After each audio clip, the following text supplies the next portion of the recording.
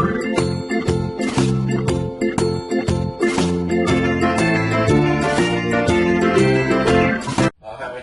chào bạn, hôm nay mình sẽ hướng dẫn bạn thay vô than của máy 6412 máy khoan máy guitar ngay tại nhà chúng ta. Rất đơn giản và chúng ta có thể là sử dụng ở sửa tại nhà và không cần phải ra đại lý hoặc là tiệm sửa chữa của máy guitar. Và chúng ta chỉ cần một cái cặp dây than mới này, một cái cây tép bích và một cái dẹp và một cái tép bích 4 khía.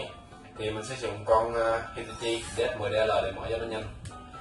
Rồi giờ mình sẽ mở tất cả những ốc này ra. Và nếu chúng ta phải mở toàn bộ ốc trên cái thân máy chúng ta thì chúng ta có thể là mở được nơi mà chứa cho than của máy khoan này. Thì mình thấy cái dòng này hơi rối vì những cái dòng thằng Hitachi hay Bosch rất là nhanh.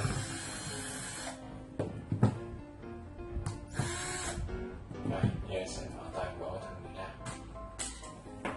Đây là phần chứa cái luộc phần cho than chúng ta, và bạn lý là phần cho than nó sẽ nằm ở đây này. Hai phần này chúng ta sử dụng một cái vết dao và con dao ta này lên, và ta sử dụng bật nhọn để chọn cái lỗ giữa này, rồi ta sẽ rút này ra đó.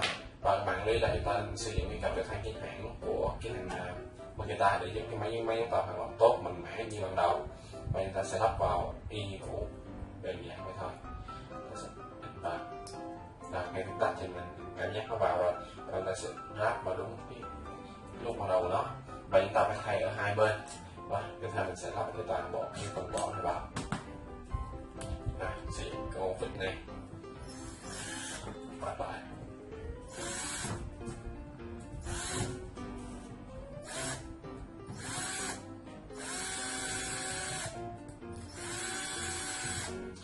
mình đã vừa hoàn thành việc thay vô than của máy khoan Makita 612. Cảm ơn các bạn đã xem video. Xin chào các bạn.